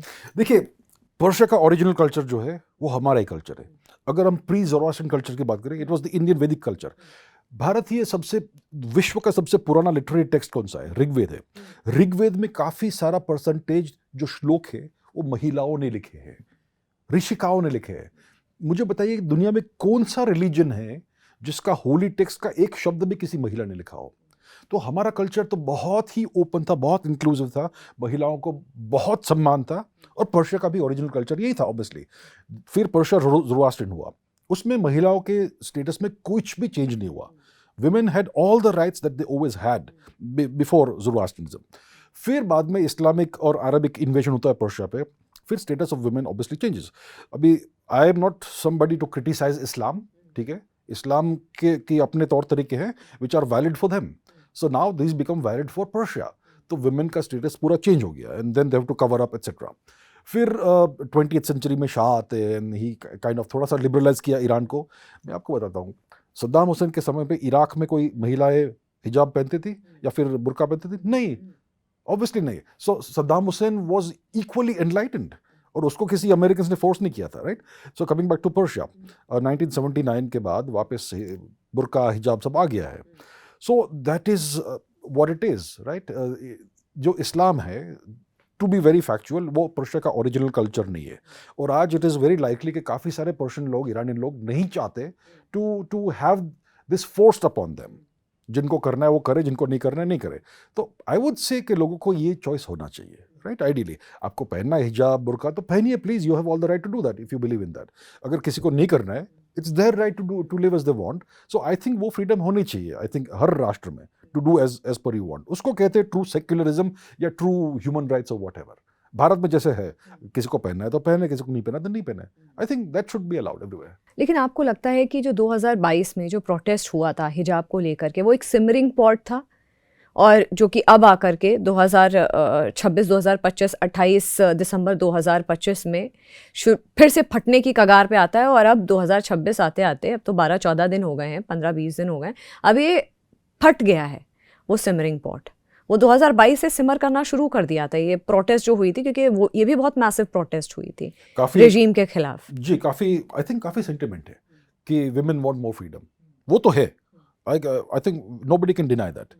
और आई थिंक ये पॉसिबली लेजिटिमेट डिज़ायर है, एस्पिरेशन है लोगों का कि महिलाओं को ये सब कवर करने को फोर्स मत करो, किसी को करना है तो करे, नहीं करना तो नहीं करे। तो आई थिंक ये डेफिनेटली लेजिटिमेट और जेन्युइन एस्पिरेशन से ईरान के लोगों को, not just the ladies but also the men folk, कि उनकी बहन, उनकी माता जी को, उनकी बेटियों को ये सब फोर्स मत करो। तो आई थिंक ये तो डेफिनेटली है, there is this sentiment that is definitely in Iran, और it can be one of the factors जिसके कारण ये सब प्रोटेस्ट हो रहे हैं। और अभी जो 2022 का जो हुआ था और अभी का जो हो रहा है, धीरे धीरे एंटी खुमैनी आइडियोलॉजिकल, जो मैंने अभी बात कही, वो चीज़ें लोगों के अंदर सिमर कर रही थी। 2022 से लगातार सिमरिंग में ऑन ऑफ चल रहा है। और अब इस वक्त बहुत पीक है ये आइडियोलॉजिकल डिफरेंस, या जो इस्लामिक लॉ के जो उनका आइडियोलॉजिकली कितना उससे डिफर करते हैं लोग, वो अगेंस्ट एन आइडियोलॉजी। उनको बस एक रीज़न चाहिए था जो ट्रिगरिंग था। इस वक्त वो रीज़न ही हो गया कि भाई इतना इन्फ्लेशन हो गया है कि आम जिंदगी तबाह हो चुकी है। सो आई थिंक अगर हम देखेंगे, मैं गेस वर्क कर रहा हूँ क्योंकि हमारे पास कोई न्यूमेरिकल, कोई नंबर्स नहीं है, स्टेटिस्टिक्स डेटा कुछ नहीं है। मैं गेस कर रहा हूँ, अगर आप ईरान का पॉपुलेशन देखेंगे, मे बी 50-50 डिवाइडेड होगा। At least 50% will be aligned with the regime, और शायद 50% अलाइंड नहीं होंगे। तो आइडियली अगर आप एक गवर्नमेंट हो, you have to represent the will of the people. Ideally you should. अगर लगभग 50% नहीं चाहते ये सब हो, तो maybe you should allow them to live the way you want, then your government is more legitimate. तो आई थिंक ये सिचुएशन तो है ये। मेरी बात अब से कुछ एपिसोड पहले अभिजीत अय्यर मित्रा से भी हुई थी, वो भी जियोपॉलिटिकल एक्सपर्ट हैं। तो उनसे जब मैंने ये सवाल किया था तो उन्होंने एक बहुत इंटरेस्टिंग बात कही थी। उन्होंने कहा था कि जो एक किसी भी देश की एक ऐसी पॉपुलेशन होती है जो उस विचारधारा से बहुत अलाइंड होती है, ऑर्थोडॉक्स होती है, जो इंटीरियर में होती है, जो मतलब कि कोर में होती है, किसी अर्बन पॉपुलेशन नहीं होती है, वो कोर में होती है। वो किसी भी जो देश होता है उसके कोर में होती है। वो रेजीम से, इस वक्त ईरान में जो रेजीम है उससे अलाइंड है। I would agree with that. लेकिन ये जो अर्बन जो थॉट प्रोसेस है, वो जो चेंज है, जो कि ऑब्वियस सी बात है इवॉल्व होता रहता है, जेन जी की हम बात करते हैं, नए जनरेशन आ रही है, वो डिसअलाइंड है, वो नहीं अलाइंड है। I would agree with that. और मेजोरिटी पॉपुलेशन एक्चुअली इंटीरियर्स में होगी, जो दिखेगी नहीं आपको। आपको जो भी सोशल मीडिया और यही मेजॉरिटी पॉपुलेशन है जो अलाइंड है खोमेनी की लीडरशिप इसलिए से। गवर्नमेंट अभी भी टिकी हुई है। देखिए, आपको जो सोशल मीडिया में दिख रहा है वो सब अर्बन प्रोटेस्ट दिख रहे हैं, बड़े बड़े शहरों में, मशहद में, तेहरान में, एक्सेट्रा। वो 3-4 शहर होंगे। क्या पूरे के पूरे ईरान में हो रहा है? I doubt it very much. तो इसीलिए मैं कह रहा हूँ कि काफ़ी सारे नैरेटिव चल रहे हैं यहाँ पे, एक्सेट्रा। लेकिन अगर हम बात करें इसके, इन सब चीज़ों का भारत के ऊपर क्या असर है, that's also an important topic. नहीं, उसको मैं अभी डिस्कस करूंगी अभिजीत आपसे। उससे पहले मैं एक और चीज़ डिस्कस करना चाहती हूँ जो सुपरफिशियली इस वक्त जो दिख रहा है, इस प्रोटेस्ट को कोई एज सच लीड करते हैं, क्योंकि अक्सर एक चेहरा उभर करके सामने आता है। लेकिन इस प्रोटेस्ट में हम देख रहे हैं कि कोई चेहरा अभी तक उभर करके, इतने दिन हो गए, 20 दिन हो गए, कोई चेहरा नहीं आया है। तो ये कहीं ना कहीं वो जो पॉलिटिकल गेम होता है, जो भी ये हो रहा है अपराइजिंग का, उसको वीक कर रहा है, क्योंकि कोई भी चेहरा निकल करके खोमेनी का खिलाफ नहीं खड़ा हो रहा है इस वक्त। Interesting, isn't it? मैं आपसे यही देखिए, अगर कोई लार्ज स्केल और प्रोटेस्ट, क्या कोई लीडर पॉसिबल है, कोई चेहरा है सच? अगर किसी जगह पे लार्ज स्केल प्रोटेस्ट हो रहे हैं, वो प्रोटेस्ट को ऑर्गेनाइज कौन कर रहा है? देखिए, विदाउट ऑर्गेनाइजेशन प्रोटेस्ट नहीं होते हैं। ओके, अगर आप पॉलिटिक्स में, इफ यू अंडरस्टैंड पॉलिटिक्स, आप जानोगे कि प्रोटेस्ट को ऑर्गेनाइज करने के लिए कुछ चाहता है, लगता है, लॉजिस्टिक्स लगता है, कोऑर्डिनेशन लगता है, लीडरशिप लगती है। तो अगर प्रोटेस्ट का कोई विजिबल लीडर है ही नहीं, तो इसका मतलब है कि लीडर कहीं और है, छुपा हुआ है। मे बी रिमोट कंट्रोल हो रही है protest in some way, some shape or form. तो ये रिमोट कंट्रोल किसके हाथ में? वो छुपा हुआ है। आई डोंट थिंक वाकई में छुपा हुआ है, डेफिनेटली छुपा हुआ है, वरना दिखता हमें, राइट? अगर कोई लोकल वहां पे कोई लीडर है जो ये सब प्रोटेस्ट करा रहा है, इमीडिएटली उसका चेहरा दिखेगा, because people will rally around that person. लेकिन नहीं है, तो मतलब प्रोटेस्ट कहीं तो और से। पहलवी कहाँ है इसमें? क्योंकि एक चेहरा तो उभर करके सामने कहीं ना कहीं यूएस में बैठा हुआ है। नहीं, उसकी रेलेवेंस कितनी है इस प्रोटेस्ट में? कोई रेलेवेंस नहीं है। ऑपोजिशन में अगर किसी को देख रहे हैं, पहलवी देख रहे हैं हम ऑपोजिशन में अगर यूएस ने उसको प्रॉप अप किया तो डेफिनेटली वो राजा भी बन जाएगा ईरान का। लेकिन उसकी कोई एक्चुअल लेजिटिमेसी नहीं है। He is not rooted to the ground, he doesn't have his ears in feet on the ground. Iran, वो जानता भी नहीं कि ईरान में क्या सिचुएशन है ऑन द ग्रास रूट्स। सो उसकी एक्चुअल लेजिटिमेसी ये है कि द यूएस सपोर्ट्स है, बाकी कोई लेजिटिमेसी नहीं है। मतलब ये जो प्रोटेस्ट हैं ये फेसलेस हैं अभी, फेसलेस प्रोटेस्ट है अभी। और जो पहलवी का जो व्हिच इज अननेचुरल, ये अननेचुरल है क्योंकि वो बाहर बैठा है, पहलवी तो देश के बाहर बैठा है, लेकिन अंदर अभी तक कोई बड़ा चेहरा उभर करके सामने नहीं आ रहा है। जैसे कि अनलाइक बांग्लादेश में जमाते इस्लामी सामने आया, बीएनपी सामने है, लेकिन तारिक रहमान को again 17 years in self exile. मैं कंपैरेटिव करने की कोशिश कर रही हूँ, लेकिन लोकल जो अपराइजिंग है, कुछ कुछ चेहरे सामने आए हैं। वो बाद में आए ना बांग्लादेश में, जब प्रोटेस्ट हो रहे थे बांग्लादेश में, तब कौन सा चेहरा था? स्टूडेंट प्रोटेस्ट से कौन था उनका लीडर? कोई नहीं था। These were all तो artificially मतलब तो engineered जैसे कि तारिक रहमान को यहाँ पे रेलिवेंस मिल रही है कि हो सकता हो एक फ्रंट रनर की तरह बीएनपी को, बांग्लादेश नेशनलिस्ट पार्टी को दे, आपकी बात। तो इसी तरीके से पहलवी को भी उस तरीके से शायद एक फेसलेस प्रोटेस्ट के थ्रू इंट्रोड्यूस करने So की। let me draw the comparison better. Bangladesh में जो प्रोटेस्ट हुए वो आर्टिफिशियली इंजीनियर्ड प्रोटेस्ट थे by outside forces, by the US. ये रेजिम चेंज ऑपरेशन था। This is a clear American regime change operation. तो बाहर से लीडरशिप थी जो छुपी हुई थी, उन्होंने जेंजी और वो क्या स्टूडेंट प्रोटेस्ट करवाए, और जब शेख हसीना को मिलिट्री ने भगा दिया तब उन्होंने एक पपेट बिठा दिया, मोहम्मद यूनुस। अब मोहम्मद यूनुस इतना लेजिटिमेट नहीं है, तो वो जमात इस्लामी के जो भी लीडर तारिक व्हाटएवर, उसको अब प्रॉप अप कर रहे हैं। ये सब आर्टिफिशियली प्रॉप्ड अप लीडर्स है। These are not grass roots leaders with real legitimate democratic legitimacy. तो सिमिलर पैटर्न हम ईरान में भी देख रहे हैं दिख रहा है कि पहलवी की इसी तरीके से इंट्रोड्यूस होकर के, पहलवी क्योंकि जिस तरीके से बाहर बैठ करके कंट्रोल कर रहे हैं कि प्रोटेस्ट करिए और अपनी आवाज़ उठाइए, तो ये भी हाई पॉसिबिलिटी है कि पहलवी बहुत जल्दी सीन में आ जाएंगे। अगर रेजिम चेंज हुआ तो पहलवी सीन में आएगा। जो कि बहुत जिस तरीके की सिचुएशन फिलहाल अभी है, तो जो सामने आ रही है कि विच इज़ हाईली लाइकली कि हो सकता है रेजीम चेंज हो जाए, क्योंकि पहलवी को यूएस इस वक्त सपोर्ट कर रही है, बातें लगातार चल रही हैं, तो हाई पॉसिबिलिटी है कि 50-50 है। That's high.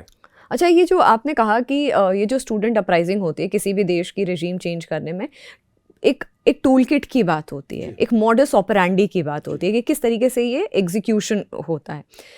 मैं अगर आपसे टूल किट की बात करूं, या कह लीजिए मॉडस ऑपरेंडी की, किस तरीके से ये प्रोसेस एग्जीक्यूट होता है, तो क्या तरीका है किसी भी देश में रेजीम चेंज कराने का? देखिए, आपको बहुत साल तक उस देश को इन्फिल्ट्रेट करना पड़ेगा। आपको उस देश के एकेडमिक इंस्टीट्यूशंस को इन्फिल्ट्रेट करने पड़ेंगे। आपको कुछ एजेंट्स कल्टिवेट करने पड़ेंगे who are generally professors etcetera, आप उनको अच्छे अच्छे पर्क्स दीजिए, अच्छा सा पैसा दीजिए, उनको फॉरेन ट्रिप्स दीजिए, 5 स्टार ट्रीटमेंट दीजिए, वो आपका आप जो भी कहेंगे वो करेंगे। फिर वो स्टूडेंट्स को भड़काएंगे, ओके। फिर आप पॉलिटिशियंस को hypothetically, completely hypothetical situation, politicians को भी खरीदिए। तो पूरा का पूरा जो ग्राउंड वर्क है आपको लगाना है, और 5, 10, 15, 20 ईयर्स तब कि जाके उससे क्या होता है कि जो देश के अंदर के एलिट्स है, सारे जो इन्फ्लुएंशियल लोग हैं, वो सब आपके साथ अलाइन हो जाए। नॉट ऑल, मे बी 50% भी काफ़ी है, ठीक है। उसके बाद आप क्या करेंगे कि आप प्रोटेस्ट करवाइए, ओके। आप उसको इनविजिबली ऑर्गेनाइज कीजिए, there should be no leader who is visible, या फिर सम फेक लीडर उसको आप उठाइए, मे बी कोई नया पॉलिटिकल पार्टी बनवाइए या कुछ कीजिए, या फिर आप बोलिए कि स्टूडेंट प्रोटेस्ट है, और हर जगह आप डेमोन्स्ट्रेशन करवाइए, राइट्स करवाइए, राइट। और फिर अगर मिलिट्री उस देश की आपके कब्जे में है, आपके जेब में है, तो फिर at the end military government को अल्टीमेटम देगी, आपके पास आधा घंटा है, निकल जाइए, otherwise we can not guarantee your safety. उसको कहते हैं रेजिम चेंज। और फिर आप किसी नोबेल प्राइज विनर को बिठा दीजिए कि देखिए ये कितने लेजिटिमेट आदमी है, नोबेल पीस प्राइज मिली है इनको, अब ये केयर टेकर है for some time. So generally आप ऐसे करते हैं। This is the case of Bangladesh. ऐसे बहुत सारे रेजिम चेंज अलग अलग जगह पे किए हैं। पाकिस्तान में रेजिम चेंज हुआ 2022 में, उसमें तो बहुत सीधा, उसमें कोई प्रोटेस्ट नहीं हुए थे। आर्मी ने इमरान खान को हटा दिया, डाल दिया जेल में, और शहबाज शरीफ को एज द न्यू पपेट बिठा दिया। अरब देशों में अलग प्रकार से हुए, but everywhere there is a certain way of doing things. तो स्टैंडर्ड ये तरीका है उनका, और उसके अलग अलग इटरेशन मिलेंगे अलग अलग देशों में। लेकिन अभी फ़िलहाल अगर मैं ईरान के प्रोटेस्ट की बात करूं, तो एक इंटरेस्टिंग बात जो मैंने एनालाइज की है कि ईरान में जो शॉपकीपर्स हैं, जिनको आम भाषा में बाजारीज कहा जाता है, शॉपकीपर्स कहा जाता है, उनका बड़ा क्रूशियल रोल रहा है। उनको कहा जाता है किंग मेकर्स, क्योंकि 1979 का जब रेवोल्यूशन हुआ था, उसमें जो शॉपकीपर्स और क्लेर्जी अलायंस जो हुई थी, उसने ये इस्लामिक रेवोल्यूशन लेकर के आया था, जिसने फाइनेंशियल बैकबोन प्रोवाइड करी पूरा इस्लामिक रेवोल्यूशन को। आज अगर हम इस इकोनॉमिक रिलीजियस पावर हाउस जिसे कहा जाता है, इकोनॉमिक मतलब सरकार ड्राइव, मतलब कि ये जो बाजारीज हैं या शॉपकीपर्स ड्राइव करें इकोनॉमिक पावर, रिलीजियस पावर जो कि ऑफ कोर्स जो उनके लीडर हैं, जो उनके सुप्रीम लीडर हैं ईरान के, वो ड्राइव कर रहे हैं, उनका एक कुनबा है वो ड्राइव कर रहा है। ऐसे में जो ये प्रोटेस्ट है इस वक्त, जो ईरान का जो प्रेजेंट सिचुएशन है अभी फ़िलहाल अगर हम देखें, तो ये जो इकोनॉमी कोलैप्स हुई है और जिस तरीके से शॉपकीपर्स का स्टांस देखने को मिला है, रेजीम से बहुत ज़्यादा अलाइंड इस वक्त नहीं दिख रहा है। जो इकोनॉमिक जो स्टैंड है इस वक्त शॉपकीपर्स का रेजीम से, मतलब खुमैनी से बहुत ज़्यादा अलाइंड नहीं दिख रहा है इस वक्त। आपको लगता है कि क्या ये वही पॉइंट है जो खुमैनी की गवर्नमेंट के लिए या खुमैनी के लिए एक एग्जिस्टेंशियल थ्रेट बन सकता है? और कितना बड़ा रोल वाकई में इन शॉपकीपर्स का, जो मैंने एनालाइज किया है कि शॉपकीपर्स का कितना बड़ा रोल ईरान को ड्राइव करने में रहा है और आगे रहेगा? आई थिंक एक कुछ तो फैक्टर है। देखिए, shopkeepers represent major certain point of the certain amount of the economy Iran की। ये अभी रिसेंटली जो प्रोटेस्ट हुए उसको कह रहे हैं शॉपकीपर्स प्रोटेस्ट, राइट? तो कितने शॉपकीपर्स इसमें इन्वॉल्व थे? क्या पूरे के पूरे ईरान में सब शॉपकीपर्स इन्वॉल्व थे, या फिर 3-4 शहरों में शॉपकीपर्स इन्वॉल्व थे? एसेंशली रेजिम जो है उसकी एग्जिस्टेंस पे क्रिटिकल क्राइसिस कब आएगा? जब आर्म्ड फोर्सेस और पुलिस फोर्सेस और IRGC वो रेजिम से अलाइन नहीं हो जाए, वो रेजिम को सपोर्ट करना छोड़ दे, तब जाकर रेजिम को जेन्युइनली क्रिटिकल थ्रेट आ सकता है। शॉपकीपर्स प्रोटेस्ट करेंगे, इट विल बी टॉलरेटेड, ठीक है, कर लीजिए प्रोटेस्ट। मतलब किंग मेकर कहा जाता है उनको। किंग मेकर शॉपकीपर्स का ये जो गुट है, ये जो ग्रुप है, ये जो बड़ा ग्रुप है जो इकोनॉमी ड्राइव करते हैं, उनको only if it is the entire nation's shopkeepers. 2-4 शहरों में शॉपकीपर्स ने प्रोटेस्ट किया, it will not matter that much. अगर पूरे राष्ट्र में सारे शॉपकीपर्स अलग एंटी गवर्नमेंट हो गए, then it will matter significantly. और हम जानते नहीं कि पूरे राष्ट्र में हुआ है क्या नहीं। मे बी तेहरान में हुआ, मे बी मशाद में हुआ, may be 2-3 cities. We don't know for sure. लेकिन इस वक्त जो सिचुएशन है, 31 प्रोविंसेस हैं ईरान की, तो पर्कुलेट ये जो लगभग 17 से 20 प्रोविंसेस में ये जो पूरा प्रोटेस्ट है पर्कुलेट कर चुका है। अच्छा, मैं जानता नहीं उसके बारे में। जी, 17 से 20 में पर्कुलेट कर चुका है। अच्छा। जो प्रेजेंट सिचुएशन है, आपको लगता है कि ये जो 2025 जून में जो इसराइल का अटैक हुआ था उससे डायरेक्टली लिंक्ड है? पहला क्वेश्चन, 12 दिन का ये जो कॉन्फ्लिक्ट हुआ था, कहीं ना कहीं सिक्योरिटी पेनिट्रेशन को लेकर के जो इशू ईरान में था उसको एक्सपोज कर दिया, ये जो 12 दिन का कॉन्फ्लिक्ट हुआ था, पहली बात। और ऐसे में ये जो इंटरनल डिसेंट है और एक्सटर्नल प्रेशर है, एक ऐसा स्टॉर्म बना दिया है कि रेजिम चेंज का परफेक्ट मोमेंट बन गया है। रिजिम चेंज, आपने पूछा जो ईरान और 12 दिन का जो 12 दिन का युद्ध कॉन्फ्लिक्ट हुआ था, उसमें एक इंटरेस्टिंग चीज और हमने यूएस देखी। ने इंटरवीन करके उसको कॉन्फ्लिक्ट को रोका। उसमें हमने एक इंटरेस्टिंग चीज़ देखी कि जब तेहरान में ये सब बॉम्बार्डमेंट हो रही थी और तेहरान से तेल अवीव में बॉम्बार्डमेंट हो रही थी, तो तेहरान में किसी ने लॉन्च किया था missile from the ground and it hit some IRGC headquarters. So definitely Mossad के या फिर किसी और के एजेंट्स ईरान में हिडन परिस्थिति में है। So there are agents who have infiltrated Iranian society, ये क्लियर है। सो ये डेफिनेटली ईरान के लिए एक वीक पॉइंट है। बाद में इजराइल ने कुछ उनके जो हाई रैंकिंग जो लोग हैं उनका असैसिनेशन किया था, वो भी हो गया। और फिर यूएस ने एट द एंड उनका जो मिलिट्री जो यूरेनियम एनरिचमेंट फैसिलिटी है उस पर बॉम्बिंग की थी। तो this made Iran definitely weaker, right. और अभी भी डेफिनेटली वो इन्फिल्ट्रेशन और पेनिट्रेशन का प्रॉब्लम डेफिनेटली होगा ईरान में। They will not be able to root it entirely out. तो क्या इससे this makes Iran very vulnerable? Definitely it makes Iran very vulnerable. लेकिन रेजिम चेंज तब होगा जब मिलिट्री एक्शन होगा, मोस्ट लाइकली। और मिलिट्री अलाइंड है खोमेनी के साथ, मिलिट्री इस समय खोमेनी के साथ अलाइंड है। और अगर आपको ईरान को इन्वेड करना है इन अ मिलिट्री सेंस, जैसे आपने डेजर्ट स्टॉर्म के समय किया था 1991 में फॉर इराक, तो उसके लिए आपको बहुत बड़ा एक इन्वेजन फोर्स असेंबल करना पड़ेगा और फिर resistance will be very great. और ईरान बहुत सारे अलग अलग जो यूएस अलाइड नेशन से उनको हिट कर सकता है, बिकॉज ईरान के पास बहुत बड़ा स्टॉक पाइल है ऑफ मिसाइल्स। सो मैं कह रहा हूँ कि एज लॉन्ग एज ईरान का जो मिलिट्री और सिक्योरिटी फोर्सेस रेजिम के साथ अलाइंड है, तब तक रेजिम चेंज करना बहुत मुश्किल है। ऐसे में यूएस कह रहा है कि अगर ये जो प्रोटेस्ट हो रही है जिसमें किलिंग्स हो रही हैं, जो मैंने आंकड़ा आपको बताया कि अगर और प्रोटेस्ट में इस तरीके से किलिंग्स होंगी या लोग मरेंगे तो यूएस इंटरवीन करेगा, पहली बात। और हो सकता हो एक्ट पहले कर दें, सोचने से पहले ही एक्ट कर दें। और 25% का टैरिफ लगाया हुआ है कि अगर कोई भी ईरान के साथ अपना ट्रेड करता है। ये 3 बहुत इंपॉर्टेंट एस्पेक्ट्स निकल करके ट्रंप और अमेरिका के सामने आ रहे हैं। कहाँ जाता हुआ देख रहे हैं इस वक्त?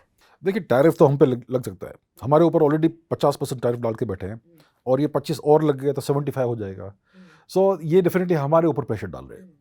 अभी ये सब प्रोटेस्ट हो रहे हैं और ये कह रहे हैं कि अगर प्रोटेस्ट चलेंगे और ह्यूमन राइट्स अब्यूज हो तो हम इंटरवीन करेंगे। भाई करके देख लो यार, मैं ये कहता हूँ, right. It's not that easy intervene करना, इवन फॉर द यूएस। उनको पूरा बड़ा सा इन्वेजन फोर्स असेंबल करना पड़ेगा। A shortcut to regime change is by the military. जैसे वेनेजुएला में हुआ, जब अमेरिका ने इन्वेजन किया काराकास पे टू किडनैप मदुरो, तब एसेंशियली पूरी मिलिट्री चुप बैठी। उन्होंने रेजिस्ट नहीं किया अमेरिकन इन्वेजन को। एक आदमी ने एक रॉकेट फायर किया, उसकी obviously we understand what happened to him. So if you can buy the military तो फिर रेजिम चेंज ऐसे ही हो जाएगा, right, without firing a single shot essentially. So America को अगर ईरान में रेजिम चेंज करना है, instead of assembling invasion force, उनको कोई तरीका ढूंढना पड़ेगा to buy out the allegiance of the Iranian military, IRGC etcetera. अगर वो पॉसिबल है तो that will be easier for them. और ईरान जवाब में ये कहता है कि हम भी रिटेलिएट करेंगे अगर यूएस इस तरीके से किया है। और रिपोर्टेडली हिजबुल्ला और इराकी मिलिशिया का सपोर्ट बिल्कुल है, इस वक्त ईरान को है। बिल्कुल है। ये कितना बड़ा प्ले करेगा कि लेबनान से आपने लोग बुलाए, आपने हिजबुल्ला को बुलाया, और इस वक्त जो मिलिशिया है या जो फॉरेन मिलिटेंट्स हैं वो इस तरीके से आपको घेराबंदी करके प्रोटेक्ट कर रहे हैं। देखिए, हिजबुल्ला को बुलाएंगे नहीं वो। Hezbollah will act in Lebanon, Iraqi militia will act in Iraq. वो they will not fly to Tehran and fight for Iran. ऐसा नहीं है। ये ईरान का पावर प्रोजेक्शन कैपेबिलिटी है इन वेस्ट एशिया। उनके पास एसेट्स है और अलाइज है।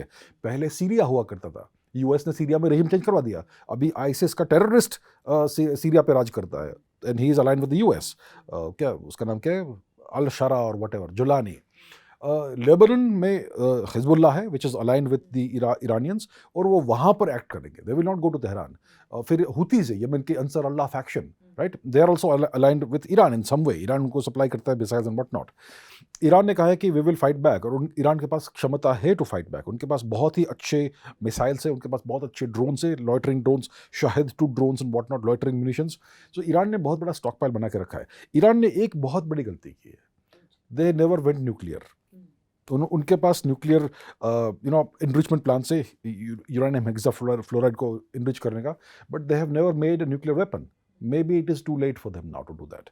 नॉर्थ कोरिया ने न्यूक्लियर वेपन्स बनाए, they are now untouchable. The US will not mess with North Korea.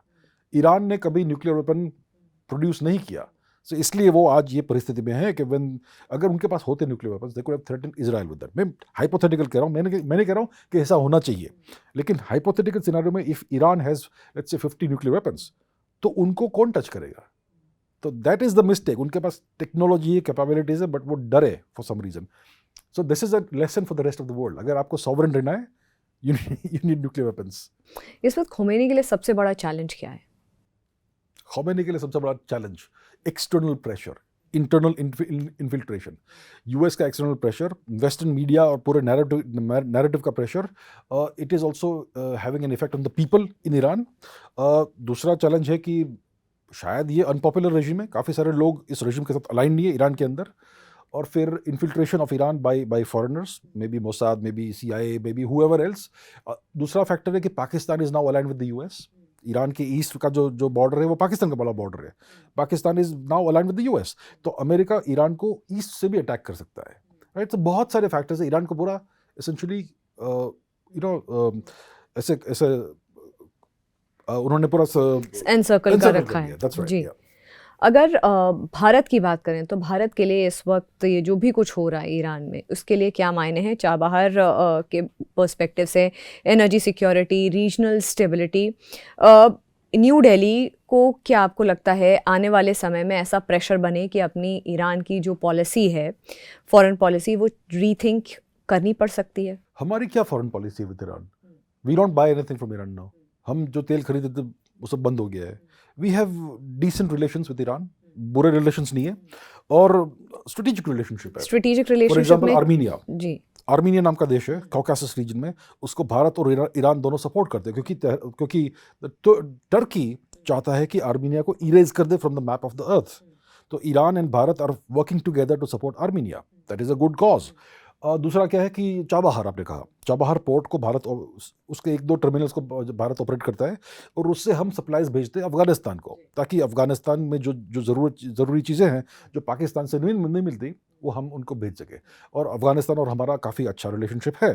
तो भारत और ईरान इन चीज़ों में अलाइंड है. तो ओवरऑल भारत और ईरान का अच्छा पॉजिटिव कंस्ट्रक्टिव रिलेशनशिप है, despite what ever issues are because of external factors.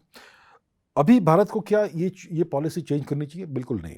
अगर ईरान में रेजिम चेंज किया यूएस और इजराइल ने, तो क्या होगा भारत के लिए? 1979 के पहले जब मोहम्मद रज़ा पहलवी ईरान के बादशाह थे, he was very strongly anti India and very strongly pro Pakistan. अगर उनके पुत्र आते हैं back as the ruler of Iran, वापस वही हो जाएगा. सो अब हमारे पास इस समय on the west we have Pakistan, वो तो हम जानते हैं टेररिस्ट नेशन है. अब to the west of Pakistan we will have much bigger supporter of Pakistan, right. तो ऐसा हुआ तो you will have American troops in Iran, you will have American troops in Pakistan, you may also have American troops in POK now.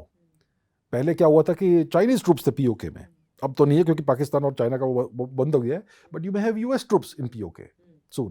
So अगर Iran falls to the Americans, it is actually terrible for India, terrible.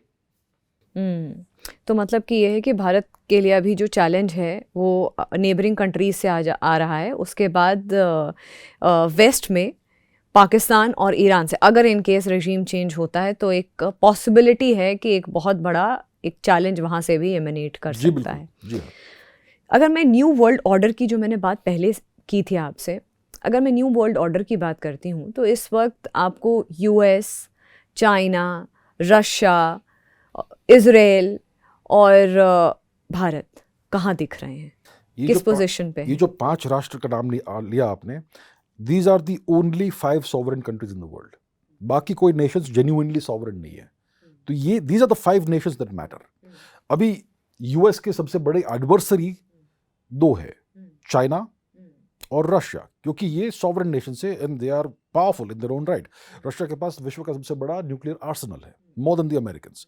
China बहुत ही major economy है, उनका बहुत ही sophisticated और capable industrial base है, और they are a challenger to the US, the only economic challenger to the US. और यूएस चाहता है कि वर्ल्ड ऑर्डर को रीशेप करके चाइना और रशिया को आइसोलेट कर दे, राइट. और इसलिए वो चाहता है कि भारत उनके साइड में आ जाए. They want India to no longer be a genuinely sovereign nation. वो चाहते हैं कि Bharat becomes a US ally और US vassal, US asset. और भारत ये इसको oppose कर रहा है, भारत इसको resist कर रहा है, right? वो चाहते हैं कि हम हमारा जो मार्केट है, हमारा इकोनॉमी है, पूरा खोल दे, right? उनको जो कुछ भी यहाँ पे एक्सपोर्ट करना है, एक्सपोर्ट करने दे with 0% टैरिफ्स. उनको एग्रीकल्चरल प्रोडक्ट्स भेजने भारत में बेचने हैं, we should allow that. Dairy बेचना है, वी शुड अलाउ दैट. और भारत मना कर रहा है. तो इसलिए भारत और यूएस में ट्रेड डील नहीं हो रहा है, क्योंकि US is adopting a maximalist bargaining position. हमें सब कुछ दे दो, हम आपको कुछ नहीं देंगे. वो ईस्ट इंडिया कंपनी वाला situation. So Bharat is resisting and that's why Bharat is facing challenges. Bharat को इस समय यूएस का पॉलिसी है टू कंटेन भारत, क्योंकि अगर भारत इस तरह से ग्रो होता रहा 6-7-8% हर साल, तो नेक्स्ट 10-20 ईयर्स में Bharat will become a genuinely major nation and new emerging China kind of nation. और यूएस नहीं चाहता कि दोबारा वो गलती करे जो चाइना दोबारा के वो साथ गलती नहीं किया. करे जो चाइना के हाँ, साथ की. देखिए, चाइना और यूएस हर चीज में एडवर्सरी है, लेकिन सिर्फ एक चीज में दोनों सहमत है, India should not rise. Okay. लेकिन अगर चाइना पर बहुत प्रेशर डाला यूएस ने, तो चाइना टेम्पररली इंडिया के साथ भी थोड़ी दोस्ती कर लेगा. Maybe it's hard to imagine them resolving the border issue. Bharat Tibet का जो बॉर्डर है, तिब्बत तो अभी चाइना के कब्जे में, उस बॉर्डर को चाइना ने जानबूझकर दशकों तक अनडिमार्केटेड रखा है to keep on pressurising India. तो अगर चाइना पे बहुत प्रेशर आएगा यूएस का, विच इज लाइकली पॉसिबल, तो शायद they may consider demarcating the border to end the problem with India. लेकिन उस समय इंडिया के ऊपर भी यूएस का बहुत प्रेशर होगा, और रशिया के ऊपर तो यूएस का प्रेशर ही ऑलरेडी यूक्रेन में जो चल रहा है वो चल रहा है, काफ़ी लंबे समय से चल रहा है अभी. But it's advantage Russia in Ukraine. और Israel is the other sovereign nation जिनका यूएस इजराइल को अनकंडीशनली सपोर्ट करता है. कुछ भी हो जाए, हम इजराइल को सपोर्ट करेंगे ही, 100% सपोर्ट करेंगे. सो ये इजराइल का बहुत बड़ा स्ट्रेंथ है, और वो चेंज नहीं होने वाला situation. So Israel is the most powerful nation in west Asia, and they kind of are the deal maker in the region. सब कुछ रिमोटली कंट्रोल करते हैं. इजराइल के अच्छे एलाइज है in the West Asia region, Islamic country, Saudi Arabia, UAE etcetera. So ये situation है. US चाहता है कि इवेंचुअली वर्ल्ड बाइपोलर हो जाए, एक्चुअली यूनिपोलर हो जाए. चाइना को भी वो एक्चुअली डिग्रेड करना चाहते हैं, उनकी कैपेबिलिटीज. या basically US wants a one world government, essentially we rule everything. वो उनका अल्टीमेट ऑब्जेक्टिव है, और इसलिए वो इस समय ग्लोबल ऑर्डर को रीशेप कर रहे हैं. जो उन्होंने वर्ल्ड ऑर्डर बनाया था, रूल्स बेस्ड वर्ल्ड ऑर्डर जो वो कहते हैं, उसको तोड़ रहे हैं. अभी रूल्स सारी तोड़ रहे हैं. Maybe they will take Greenland, maybe they will take Canada, who knows. या तो ऐसे में भारत और यूएस के रिलेशंस कहाँ जाते हुए आप देख रहे हैं आने वाले कुछ सालों में? कुछ साल क्या कहिए, इस साल भारत और यूएस के, क्योंकि बहुत डायनेमिक ये रिलेशंस हैं. लास्ट ईयर अगर मैं 2025 की स्टार्टिंग की बात करूं, तो अलग लेवल पे भारत और अमेरिका के रिलेशंस से आते आते टैरिफ्स की बात हुई, और ऑपरेशन सिंदूर होता है, यूएस बीच में ट्रंप बीच में आते हैं. फिर उसके बाद जो नैरेटिव सेट करने की कोशिश की जाती है, फिर उसके बाद relations took a nose dive between US and India. उसके बाद प्रेजेंट अगर मैं बात करूँ, इस साल कैसे शेप अप होते हुए दिखते हैं, और इतना डायनेमिक जियोपॉलिटिकल सिनारियो जो है. रिलेशंस बहुत टफ है इस समय. देखिए, यूएस ने पहले वेस्ट पाकिस्तान में रेजिम चेंज किया, फिर बाद में बांग्लादेश को ईस्ट पाकिस्तान बनाने दिया, शेख हसीना को निकाल दिया, 2 रेजिम चेंज करवाए, फिर नेपाल में रेजिम चेंज किया. भारत को पूरा एनसर्कल कर रहे हैं. कुकी लैंड फॉर क्राइस्ट नाम का नया क्राइसिस चल रहा है, वो भी यूएस चीज़ है. मणिपुर में क्या हालत हो गई है, देखो, ये अमेरिकन ने किया है. ठीक है, भारत को हर तरफ से प्रेशराइज कर रहे हैं. ये कुकी लैंड फॉर क्राइस्ट वाला इशू है, there is direct interference in the internal affairs of India in a very damaging way. जैसे कि पाकिस्तान को उन्होंने यूज़ किया for applying terrorist practices on India, वैसे अभी कुकी लैंड वाला सिचुएशन चल रहा है. They are interfering everywhere. ये तो सिर्फ ये बात होगी. फिर अभी जो पाकिस्तान के साथ ऑपरेशन सिंदूर हुआ, अमेरिका ने ओपनली पाकिस्तान का साइड लिया. बहुत सारे झूठ बोले कि हमारे 500 प्लेन उड़ा दिए, पता नहीं क्या क्या क्या, right? Openly taking the side of Pakistan. अभी क्या हो रहा है कि अभी जो इकोनॉमिक सिचुएशन है भारत और यूएस के बीच में, जो रिलेशनशिप है, it is the worst since 1947, worst. America ने इतना कभी हमारे ऊपर हमला नहीं किया इकोनॉमिकली जितना वो आज कर रहे हैं। Relations are at the lowest ebb right now, right? तो अभी नेक्स्ट 1 ईयर में क्या होने वाला है? You will see more pressure from the US, और you gonna see more pressure from the US.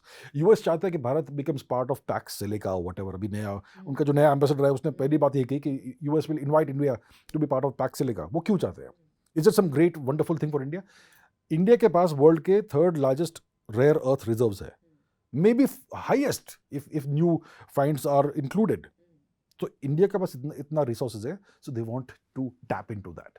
And India ने फॉर सम वंडरफुल रीजन कभी वो कैपेबिलिटी डेवलप नहीं की है to extract and process the rare earths into the finished products. इसलिए हम अपना सारा रेयर अर्थ्स चाइना से इंपोर्ट करते हैं। How stupid is that, right? So the Americans want to tap into our mineral wealth.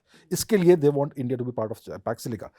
जो कुछ भी यूएस चाहता है हमसे, वो एक्सट्रैक्ट करने को चाहता है और प्रेशराइज करने को चाहता है। वो चाहते हैं कि इंडिया को कंटेन करके रखे, इंडिया का जीडीपी ग्रो ना हो, इंडिया की मिलिट्री कैपेबिलिटीज अच्छी नहीं हो। That is the thing. देखिए, यूएस कोई ईविल, ये कोई पर्सनल चीज नहीं है। US wants to dominate the world. उसका एक हिस्सा इंडिया है, तो उसके लिए उन्होंने इंडिया के लिए स्ट्रैटेजी बना के रखी है। So we can expect more pressure on India. Next 5 years are make or break for India. Make or break for India. लेकिन ये भी मैं आपसे पूछूंगी, चलिए ये तो प्रेशर आएगा, मैसिव प्रेशर फ्रॉम यूएस, मगर आप भारत को इस प्रेशर को गिव इन करते हुए देखते हैं नेक्स्ट 5 years या किस लेवल तक? मतलब ये जो एजिलिटी है भारत की इकोनॉमी की या फॉरेन पॉलिसी की, वो किस लेवल तक आप झुकते हुए या किस लेवल तक एक्सेप्ट करते हुए या मोल्ड होते हुए देखते हैं? देखिए, इट ऑल डिपेंड्स। भारत किसी भी राष्ट्र अगर प्रेशर के, it is under some pressure, इसका outcome will depend only on one factor, leadership. The quality of your leadership depends will define the outcomes in the future of the nation. इस समय जो leadership है prime minister Modi की, ये tough leadership है। We gonna withstand the pressure of the US. अगर भारत में कोई दूसरी लीडरशिप आएगी in the future, that may be have a completely different outcome for India. तो आई थिंक कि नेक्स्ट 5 years में भारत कॉम्प्रोमाइजेस करेगा। See, diplomacy is all about give and take compromises, as long as you don't compromise the core vital interests of the nation. बाकी चीज़ों में आप compromise कर सकते हो। ठीक है, आपको ये ट्रेड डील चाहिए, थोड़ा हम आपको will give you some leeway, this that whatever, लेकिन core vital interests of sovereignty and all that you never compromise.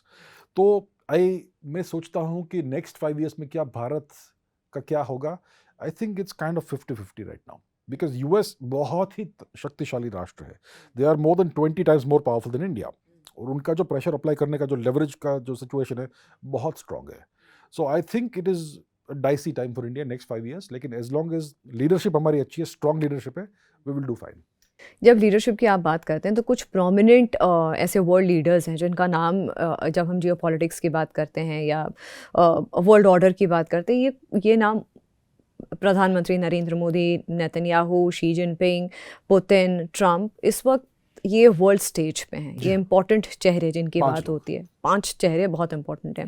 ऐसे में अगर आप कह रहे हैं 5 साल का जो हम सिनारियो देख रहे हैं जियो पॉलिटिक्स में, वर्ल्ड पॉलिटिक्स में, इंटरनेशनल रिलेशंस को जिस तरह से शेप अप होते हुए देखते हैं, जो शिफ्ट ऑफ पावर है, क्योंकि ये जो करंट गार्ड्स हैं, वंस दे स्टेप डाउन, तो उसके बाद जो नए गार्ड्स आएंगे, ये जो 5 ये जो जगह फिल होंगी, उसमें जो नए गार्ड्स आएंगे वो कितना चेंज देखने वाले हैं, ये कितना डायनेमिक होने वाला है, and how do you see this shift in power from here? देखिए, यूएस और चाइना में तो वी कैन प्रेडिक्ट क्या हो सकता है। यूएस में कोई नया प्रेसिडेंट आएगा 2028-29 व्हेनेवर इट इज, ट्रंप के 4 साल होने के बाद, और उससे यूएस के फॉरेन पॉलिसी पे कुछ ज़्यादा असर नहीं होगा। US foreign policy does not depend on who is the president. US foreign policy always set होती है based on their interest in the perceived interest of the on the world order. तो US में तो we can predict क्या होगा। China में अगर Xi Jinping for what ever reason has to step down, some other Chinese Communist Party member will come in, so and the Chinese policies वैसे ही चलती रहेगी। व्लादिमीर पुतिन, उन्होंने इतना काम किया रशिया को वापस एक स्ट्रांग नेशन बनाने का पिछले 25 वर्ष में। अगर उनका जो ट्रांजिशन होगा, उनकी भी अभी आयु हो रही है 73-74 की उनकी आयु होगी, मे बी 10 साल और मैक्सिमम आई वुड से, उसके बाद तो उनको स्टेप डाउन करना पड़ेगा and somebody else takes over. वो जो ट्रांजिशन होगा it will be crucial for Russia. अगर जो नेक्स्ट लीडर है रशिया का, अगर वो एज गुड एज पुतिन है, then Putin will be remembered by history as Putin the great. Otherwise सारा का सारा जो पुतिन ने काम किया वो व्यर्थ जाएगा, अगर बुरा लीडर आया तो, अगर कैपेबल लीडर नहीं आया तो। So that is a very big inflection point for Russia, वो आने वाला है कभी ना कभी। इजराइल में doesn't matter, whoever is the prime minister और the leader, the Israeli establishment ensures national interest is taken care of. Bharat में बहुत बहुत क्रिटिकल है। मोदी जी ने पिछले 11 साल में बहुत सारा काम किया है, बहुत सारा इंफ्रास्ट्रक्चर बनाया है, काफ़ी स्ट्रेंथन किया है भारत की इकोनॉमी को, और एक स्ट्रॉन्ग नेशन के रूप में भारत उभर कर आया है, geopolitically one of the 5 most relevant Nations. अगर मोदी जी जब भी स्टेप डाउन करते हैं और ट्रांजिशन होता है, the next leader has to continue the policies. मैं नहीं कह रहा हूँ कि बहुत महान लीडर होना चाहिए, just continue the same policies in a competent way, तो भारत विल डू वेल। लेकिन अगर पॉलिसीज का यूटर्न हो गया और पॉलिसीज को रिवर्स कर दी, तो Bharat will become a footnote in human history. So Bharat के लिए जो ट्रांजिशन होगा जब भी, it's going to be critical for the future of the civilization. अगर very quickly last question on the show, if I ask you, geopolitically relevant अगर कोई चेहरा भारत में देखते हैं once prime minister Narendra Modi steps down, I mean like I can understand कोई particular नाम नहीं हो सकता, लेकिन what kind of dynamism you see? I think it be surprise whoever it is. कैसा डायनामिज्म चाहिए हमें? वी विल नीड कोई एक व्यक्ति who understands the world order, who understands power कैसे हासिल करते हैं, पावर को कैसे यूज करते हैं, how to wield power. So उनको, see, a great leader understands how the world works. A great leader understands history, because that's how you understand how the world works. And leadership at the end of the day is service. A great leader is a genuine servant. Selfishness नहीं होती है, right? A leadership is a servant. A leader is a servant. तो ये सारी qualities होनी चाहिए उस leader में। तो अगर ये हम ऐसा लीडर आएगा हमारे पास नेक्स्ट जो भी है, तो वी विल डू वेल। किसका चेहरा देखते हैं? चेहरा बहुत सरप्राइजिंग होगा most likely. If the BJP continues in power, the next person will be a dark horse from somewhere, most likely not somebody we expect. Perhaps I may be wrong obviously, but that's what that's suspicion है। yeah? Thank you so much Abhijit. I think मुझे तो बहुत मज़ा आया ये conversation करके आपके साथ। बहुत सारी चीज़ों पे हमने बात की, लाइक ईरान को हमने कम्प्लीटली डिकोड कर लिया है। मुझे जहाँ तक विश्वास है कि व्यूअर्स को भी अच्छा लगेगा कॉन्वर्सेशन, ये जो पूरा डिस्कशन आज हमारा हुआ, और भारत के लिए कितना रेलिवेंट है ये सब कुछ, और इस वक्त भारत कहाँ अपनी जगह है भारत की इस वर्ल्ड ऑर्डर में, ये बहुत इंटरेस्टिंग है। और जियोपॉलिटिक्स हमेशा से ही बहुत इंटरेस्टिंग होती है। It's so encouraging also to see oneself in that world order. Bharat पिछले जिस तरह से कुछ सालों में प्रोग्रेस किया है जियोपॉलिटिकली, अपना एक जगह बनाई है। एक, जब मैं 5 इंपॉर्टेंट देशों की बात करती हूँ, लीडर्स की बात करती हूँ, उसमें एक अहम चेहरा भारत का भी है, इर्रिस्पेक्टिव ऑफ पार्टी आइडियोलॉजी। लेकिन जियोपॉलिटिक्स में एक बहुत स्ट्रॉन्ग पोजीशन में भारत इस वक्त है। बहुत अच्छा लगा आपसे बात करके। Thank you so much for coming to the show.